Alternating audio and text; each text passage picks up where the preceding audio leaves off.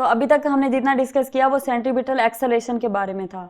अब हम देखते हैं कि सेंट्रीपिटल फोर्स क्या होती है। तो जैसे कि आपको पता है कि यहाँ पर सेंट्रीपिटल का वर्ड आ रहा है फोर्स के साथ, तो सेंट्रीपिटल का वही मतलब है टू वर्ड्स द सेंटर, यानी कि ऐसी फोर्स जो किसी भी ऑब्जेक्ट को सेंटर की तरफ मूव करने पे मजबूर करती है, उस फोर्स को हम कहते हैं सेंट्रीपिटल फोर्स।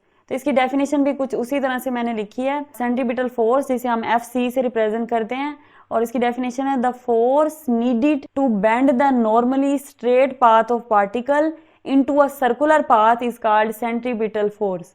यानी ऐसी फोर्स जिसकी हमें जरूरत पड़ती है क्या करने के लिए, बेंड करने के लिए, मोड़ने के लिए, किस चीज को, the normally straight path of the particle. यानी हमारे पास कोई भी एक पार्टिकल है जो स्ट्रेट पाथ में मूव कर रहा है और हम उसके पाथ को बेंड करना चाहते हैं, उसको मोड़ना चाहते हैं इनटू द सर्कुलर पाथ, किसी सर्कुलर पाथ में, तो उसके लिए हमें जो फोर्स उस ऑब्जेक्ट के ऊपर लगानी पड़ती है या जिस फोर्स की जरूरत होती है, उस फोर्स को हम नाम देते हैं सेंट्रीपिटल फोर्स। अब इसके बाद इसका मैथमेटिकल फार्मूला देख लेते हैं। तो उसके लिए मैंने लिखा है कि कंसीडर अ पार्टिकल, हमारे पास एक पार्टिकल है moving in uniform circular motion.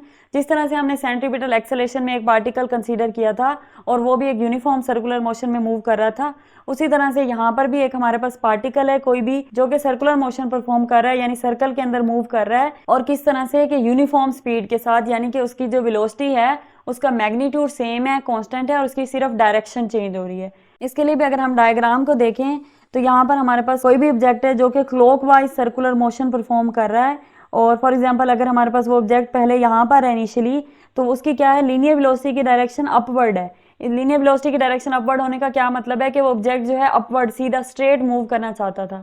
तो हमने क्या किया, हमने उसके ऊपर एक परपेंडिकुलर फोर्स अप्लाई की है जिसको हम सेंट्रीपिटल फोर्स कह रहे हैं, जो कि उसे टूवर्ड द सेंटर खींचने के लिए अप्लाई की गई है। यहाँ पर जब हम उसको परपेंडिकुलर फोर्स अप्लाई करेंगे तो ऑब्जेक्ट के ऊपर उसका क्या इफेक्ट होगा कि ऑब्जेक्ट अपना स्ट्रेट पाथ चेंज करके थोड़ा सा पाथ बेंड करके कर्व पाथ ले लेगा। उसके बाद जब इस पॉइंट पे पहुंचा तो हमने दोबारा से उस पर सेंट्रीपिटल फोर्स अप्लाई की जो कि टूवर्ड द सेंटर थी, और उसकी लीनियर वेलोसिटी की डायरेक्शन हमें ये बता रही है कि ऑब्जेक्ट इस तरफ राइट वर्ड मूव करना चाहता है। उसके ऊपर जब सेंट्रीपिटल फोर्स अप्लाई हुई तो दोबारा से उसने अपना पाथ कर्व कर लिया। अब जब वो यहाँ पर पहुंचा है तो उसके बाद भी इसी तरह से कि अब वो नीचे की तरफ मूव करना चाहता है डाउनवर्ड, हमने उसके ऊपर सेंट्रीपिटल फोर्स अप्लाई की है जो कि एक परपेंडिकुलर सेंट्रीपिटल फोर्स है, यानी 90 के एंगल पे अप्लाई हो रही है। इसने भी उसका पाथ बेंड करके कर्व करके ऐसे कर दिया। अब वो यहाँ पे पहुंच गया है, तो यहाँ पे भी सेम वैसे सेंट्रीपिटल फोर्स लग रही है, वो उसे सेंटर की तरफ खींच रही है, और जो इसकी लीनियर वेलोसिटी है वो उसे मजबूर कर रही है कि वो क्या करे, लेफ्टवर्ड जाए। लेकिन उसके बाद उसने क्या किया ऑब्जेक्ट ने कि यहाँ पर भी कर्व पाथ ले लिया, और यहाँ पर हमारे पास एक सर्कल कंप्लीट हो जाता है, पूरा कंप्लीट सर्कल बन जाता है। तो यानी कि सेंट्रीपिटल फोर्स ने उस ऑब्जेक्ट को हर पॉइंट के ऊपर सर्कल की तरफ खींच के इस चीज पर मजबूर कर दिया कि वो अपना स्ट्रेट पाथ छोड़कर सर्कुलर मोशन परफॉर्म करने लग गया। तो यही तो हमने इसकी डेफिनेशन में पढ़ा था कि ऐसी फोर्स जो ऑब्जेक्ट को मजबूर कर दे सर्कुलर पाथ में मूव करने पर, या फिर ऐसी फोर्स जो बेंड कर दे normally straight path of particle into a circular path, उसको हम कहते हैं centripetal force according to Newton second law. क्योंकि आपको पता है ऑब्जेक्ट है, उसके पास कोई ना कोई मास होगा, और उसकी लीनियर वेलोसिटी भी है, मास भी है, वेलोसिटी भी है, और उसके ऊपर फोर्स भी अप्लाई हो रही है। तो न्यूटन का सेकंड लॉ क्या कहता है, F = ma, यानी कि जब हम किसी भी ऑब्जेक्ट के ऊपर फोर्स अप्लाई करते हैं तो उसके अंदर फोर्स की डायरेक्शन में एक्सेलरेशन प्रोड्यूस हो जाता है। तो हम इस इक्वेशन को थोड़ा सा मॉडिफाई करके इस तरह से लिख सकते हैं कि सेंट्रीपिटल फोर्स क्योंकि हमने गेट करनी है ना, तो Fc = m और ac यानी कि सेंट्रीपिटल एक्सेलरेशन। अब हमारी इक्वेशन बन गई Fc = mac। सिंपली अब हमने क्या करना है, यहाँ पर जो सेंट्रीपिटल एक्सेलरेशन की वैल्यू हमने अभी अभी फाइंड की है उसको पुट कर देना है। तो हमारे पास इक्वेशन बन जाएगी Fc = m, और a की जगह आ जाएगा -v²/r, और r हेड ये पूरी जो है m के अलावा बाकी ये जो टर्म है पूरी, ये हमारे पास सेंट्रीपिटल एक्सेलरेशन की वैल्यू है जो अभी अभी हमने निकाली थी। और इसके अलावा मैंने इसके साथ लिखा है फ्रॉम ए। तो अगर आप वीडियो में बैक जाके देखेंगे तो जो ए वाली इक्वेशन थी उसमें हमने एक्सेलरेशन की ये वैल्यू निकाली थी, वहां पर हमने सेंट्रीपिटल एक्सेलरेशन की 3 तरह की वैल्यू निकाली है ना, तो यहाँ पर मैंने वो वाली पुट की है जो हमने ए इक्वेशन के अंदर निकाली थी। उसके बाद नीचे मैंने लिखा है फ्रॉम बी, यानी कि बी इक्वेशन के अंदर जो एक्सेलरेशन की वैल्यू निकाली थी वो थी r⍵² हेड। तो जब वो पुट करेंगे तो हमारे पास सेंट्रीपिटल फोर्स बन जाएगी -mr⍵² हेड।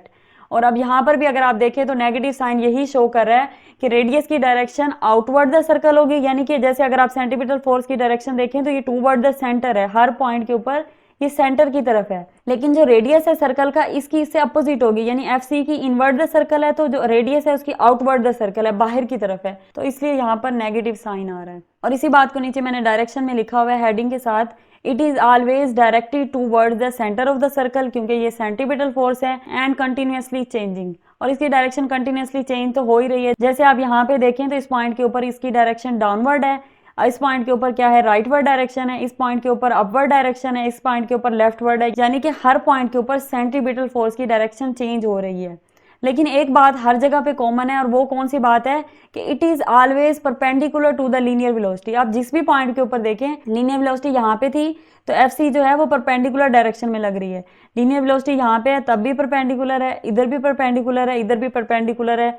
परपेंडिकुलर का आपको पता है कि 90 का एंगल बना रही है, तो वही मैंने लिखा कि it is always perpendicular to linear velocity. इसके बाद हम सेंट्रीपिटल फोर्स की कुछ एग्जांपल्स डिस्कस कर लेते हैं, जिसे मैंने यहाँ पर तो नहीं लिखा, लेकिन मैं आपको ओरली बता देती हूँ। अगर आप लोग नोट कर सकते हैं तो अपने पास रजिस्टर पर नोट कर लें, वरना आप इसी तरह से सुन लें, आई होप कि आपको याद रह जाएंगी। तो सबसे पहले सेंट्रीपिटल फोर्स की एग्जांपल है कि अगर आप किसी भी एक स्टोन को रस्से के साथ, स्ट्रिंग के साथ बांधें और उसे सर्कल में मूव कराएं, तो जब स्टोन सर्कल में मूव कर रहा होता है वहां पर सेंट्रीपिटल फोर्स क्या होती है, स्ट्रिंग के अंदर जो टेंशन है वो as a centripetal force act कर रही है। यानी कि आपका एक स्टोन है जो स्ट्रिंग के साथ बांधा हुआ है और वो सर्कुलर मोशन परफॉर्म कर रहा है, आप उसे अपने हाथ से घुमा रहे हैं सर्कुलर मोशन में, तो वहां पर जो स्ट्रिंग की टेंशन है, टेंशन क्या होता है, खिंचाव, वो क्या है, वो as a centripetal force act कर रहा होता है वहां पर स्ट्रिंग को सर्कुलर में मूव कराने के लिए। इसके अलावा एक बहुत आसान सी एग्जाम्पल है ग्रेविटी। जो ग्रेविटेशनल फोर्स है ना, वो आपको पता है चीजों को अपनी तरफ खींचती है। तो अगर हम अर्थ के अराउंड मून की मोशन की बात करें तो वो भी एक सर्कुलर मोशन है ना। अर्थ के अराउंड जब मून मूव कर रहा होता है वो सर्कल में मूव कर रहा होता है, तो उसको जो सर्कल में मूव कराने वाली फोर्स है जो as a centripetal force act कर रही है, वो अर्थ की ग्रेविटी है।